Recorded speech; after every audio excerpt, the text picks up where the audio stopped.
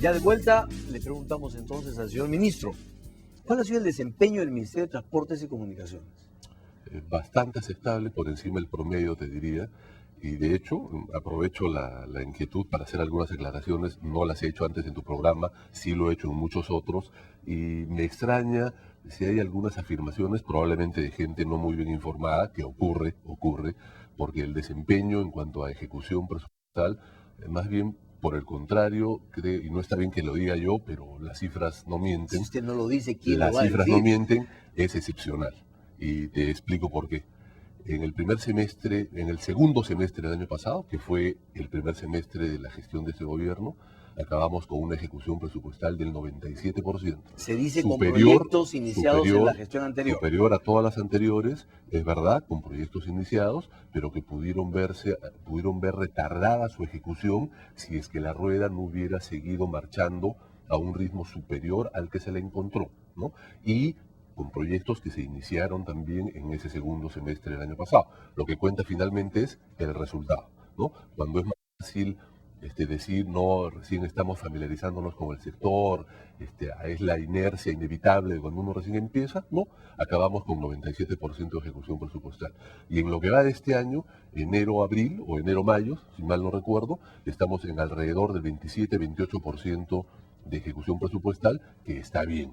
Habida cuenta que normalmente en nuestro sector y en general el primer semestre es de menor ritmo de inversiones, en nuestro caso, por la temporada de lluvias, ¿no? Señor ministro, ¿inversiones en qué? Porque quizás también ese sea uno de los problemas.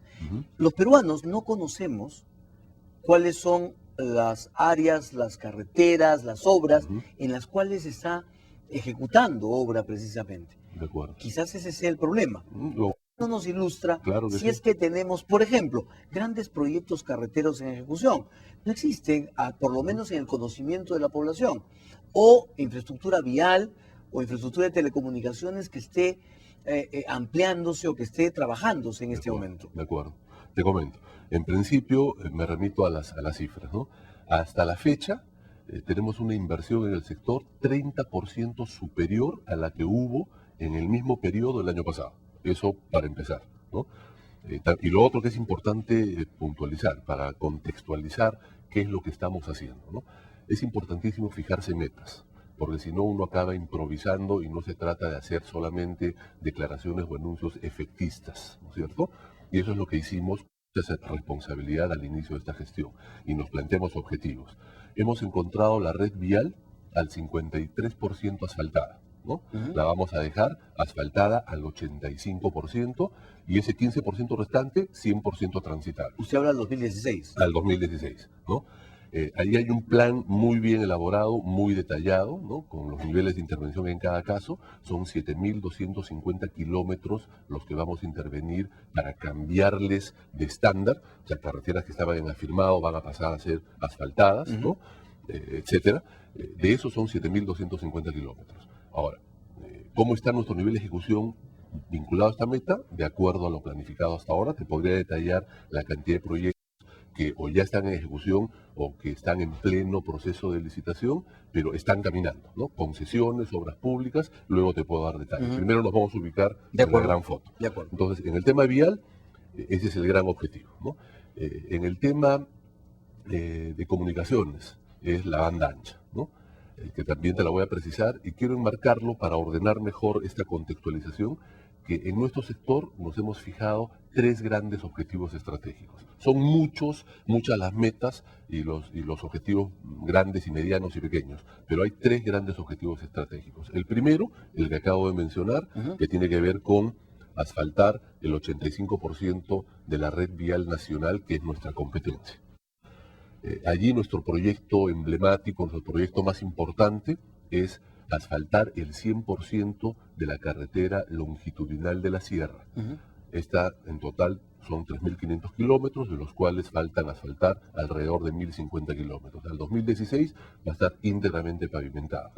con los efectos positivos que esto implica, no solamente en lograr la integración de todos los pueblos que están a todo lo largo de la longitudinal de la sierra, desde Desaguadero en la frontera con Bolivia hasta Vago Grande en la frontera con Ecuador, sino también la competitividad que ganan todos estos sectores productivos que están a lo largo Por del su camino. incorporación al mercado. Así es. Primer gran objetivo estratégico, el tema vial. Segundo gran objetivo estratégico tiene que ver con enfrentar el problema del transporte urbano en Lima y Callao.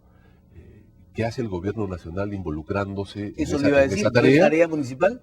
También, y estamos coordinando muy fino con el gobierno municipal, pero no nos olvidemos que en Lima existen dos infraestructuras de carácter nacional. Me refiero al Aeropuerto Internacional Jorge Chávez y al Puerto del Callao, que en los últimos años han venido soportando una creciente demanda, la que en los próximos años va a aumentar exponencialmente. Si no hacemos algo efectivo para gestionar eficientemente el ingreso y salida de personas y mercancías de ambas infraestructuras, Lima y Callao pueden colapsar y es un lujo que no nos podemos permitir. ¿Estaríamos pensando en un nuevo aeropuerto o en una No. ampliación del Jorge Chávez? La ampliación del Jorge Chávez, Segunda que ya está, pista la segunda y pista nuevos y terrenos. terminal adicional, ¿no? Ya. Segunda pista y terminal adicional. Y en el caso ¿no? de los puertos, Perdóname, solamente De acuerdo. para terminar La foto. la foto grande y después entramos al detalle.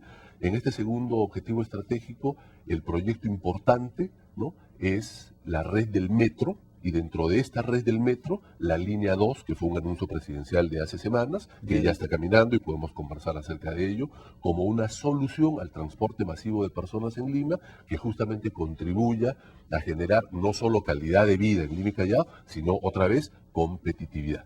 Y finalmente, el tercer gran objetivo estratégico que tiene que ver con el sector telecomunicaciones, ¿no? Allí es llevar banda ancha a todas las capitales de provincia del Perú. ¿Cuál es el proyecto principal concreto? La red digital de fibra óptica, a través de la cual vamos a llevar la banda ancha a las 195 capitales de provincia del país. Esa es la gran foto. señor ¿no? ministro, en el caso de los puertos, Ujú. se ha hablado mucho también de fortalecer ENAPU o de refortalecer ENAPU. ¿Estaríamos hablando de dar algunos pasos atrás en el tema de las concesiones portuarias? No, en absoluto ¿Y el no. fortalecimiento de ENAPU entonces en qué consistiría? Pasará por un redimensionamiento, pasará por revisar el rol que va a cumplir en la política portuaria nacional. Quedan todavía varios puertos que están siendo administrados por ENAPU.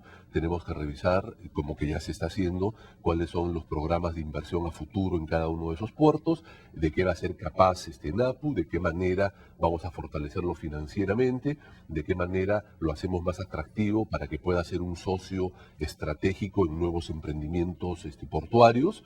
Nos interesa y de hecho se va a cumplir con lo que el presidente mencionó en su momento, tener un ENAPU fortalecido, pero que cumpla un rol que de verdad sea útil para el país. ¿Esto no iría en menoscabo de la actividad privada? En absoluto, porque la actividad privada muy bien puede proponer iniciativas privadas donde hay 100% de recursos privados para su efectivización, pero también hay de las otras, que son la mayoría de las que quedan, que son proyectos cofinanciados, concesiones cofinanciadas donde el Estado tiene que aportar recursos para hacerlos viables. Y allí cabe la participación de NAPA. Y ahí aprovecho también, ya que estamos hablando del tema privado, Ujú. de las asociaciones público-privadas. ¿Avanzan, señor ministro? Están ¿O avanzando. tienen dificultades? Bueno, nada es un Nada es hecho de fácil. rosas De en acuerdo, esta vida. de acuerdo, ¿no? pero están avanzando. hay algunas quejas de los sectores empresariales que señalan que se está avanzando con muchísima lentitud. No nos olvidemos, y aquí es una realidad, cuando recién se asume una gestión de gobierno, inevitablemente hay que hacer un inventario para determinar el status quo. Sobre esa base, plantear sus objetivos y ponerle velocidad en función a las prioridades que el nuevo gobierno tiene a determinados aspectos. Las concesiones son una de las prioridades. El presidente lo ha mencionado más de una vez. Pero por inversión hasta ahora no nos sacan ninguna concesión. Sí, pero ya la va a sacar. Yo le aseguro que antes del 28 de julio van a haber varias noticias agradables en nuestro sector en particular, vinculado a vías y vinculado a telecomunicaciones. Se van a otorgar concesiones, ya adjudicaciones concretas, y se van a venir más a medida que vaya pasando el tiempo. Lo que pasa es que tienen su periodo. Es un proceso que no nos lo debemos ni nos lo podemos saltar con tal de hacer el anuncio efectista otra vez. Hay que hacerlo con seriedad, rápido, pero bien hecho, y eso es lo que pretendemos, ¿no? Ustedes no tienen regulador con presidente en este momento. ¿Es un problema para ustedes? Hay presidente, en Interino. calidad de encargado. Interino. ¿no? ¿Es un problema para ustedes? sería injusto decir que es un problema, porque a pesar de ser interino estamos coordinando y las cosas fluyen. Siempre pueden fluir mejor, estamos seguros, pero no podemos justificarnos en que no hay un presidente titular y decir que por esa razón no podemos avanzar. No es así, ¿no? ¿Está usted coordinando con los presidentes regionales, señor ministro? Por supuesto, y lo hemos hecho Bien. desde hace prácticamente un año que empezamos, y no solamente nosotros. Aquí también hay que subrayar, y viene el tema y el reclamo de más información, y cumplo con hacerlo. Las famosas reuniones ejecutivo-ejecutivo, y digo famosas porque se conocen mucho en determinados ámbitos, pero aparentemente en No otros entre la no población. tanto, ¿no? Yo les comento que fue una iniciativa del presidente desde agosto del año pasado, ¿no?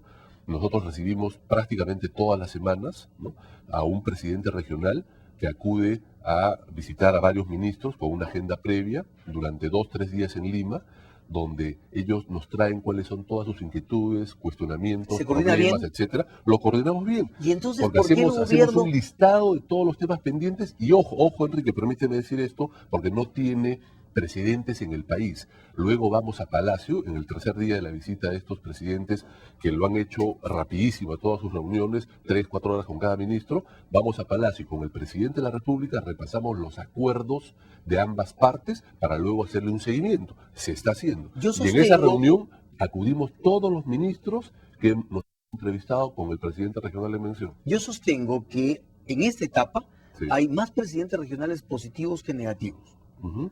Sin embargo, el gobierno le da con palo a los presidentes regionales. Cada que escucho al presidente de la República, al ministro de Vivienda, el ministro de Vivienda el otro día le escuché una conferencia de prensa, prácticamente dijo que eran unos inútiles. Entonces, No es entonces así, dicen no es que no así. tienen capacidad de ejecución de gasto, No que es no así, tienen no es esto, así. que ellos quieren coordinar, pero que no los dejan. ¿No No es hay así. un poco de injusticia en eso? No, vale la pena que aclararlo ahora que lo mencionas, ¿no? Soy testigo de excepción porque en el Consejo de Ministros más de una vez hemos discutido este tema y esto no es un asunto de las personas. Como tú dices y coincido, la gran mayoría no solamente son gente bien intencionada, sino que está haciendo su trabajo bien. Pero lo cierto es que hay unas normas, hay unas camisas de fuerza, ¿no?, que son difíciles de romper y que estaban preparadas por un contexto diferente. De pobreza. Y que las estamos superando, ¿no? Vía esta coordinación de las reuniones ejecutivo-ejecutivo, vía la dación de muchas normas que han tratado de flexibilizar los procedimientos que existían en el pasado, pero lo cierto es que los gobiernos regionales y los gobiernos locales, vía estas coordinaciones en donde sobre la mesa ponemos nuestros problemas, estamos coordinando mejor. Y una evidencia, sin ir muy lejos, hace unos días supe que vinieron una gran cantidad de presidentes regionales Sí. a darle su respaldo Su al respaldo presidente de al la presidente. República. ¿Por qué? Porque les cae simpático. Así No, es. esto es el resultado de un trabajo que viene de hace muchísimos meses, donde las autoridades regionales han verificado en la práctica una forma de gestionar que no es como la del pasado. Y yo lo he escuchado decir a muchos alcaldes y presidentes que han repetido el plato y que son autoridades desde hace muchísimas gestiones. Primera vez, ¿no?, que pisaban Palacio y tenían organizadas una serie de reuniones como las que llevamos a cabo, donde se hacen compromisos concretos y se definen mecanismos de seguimiento para alcanzar metas de mutuo interés. Entonces, eso se está haciendo. Ojalá Lo que que pasa se es que no continúe. todos los resultados se ven de inmediato, eso también es cierto. Ojalá se continúe. Señor ministro, muchísimas gracias por su presencia. Me he Yo quedado- espero, sí, yo sé, me he quedado y yo con también, mucho por me he decir, quedado señor con muchas Enrique. preguntas por hacerle, Ajá. pero lo comprometo para una siguiente visita, Encantada. para que ya hablemos de las cosas concretas. No sé si como ministro de Transportes o como primer ministro, pero en todo caso lo comprometo para venir nuevamente a este programa. Vendremos a hablar de carreteras, de telecomunicaciones.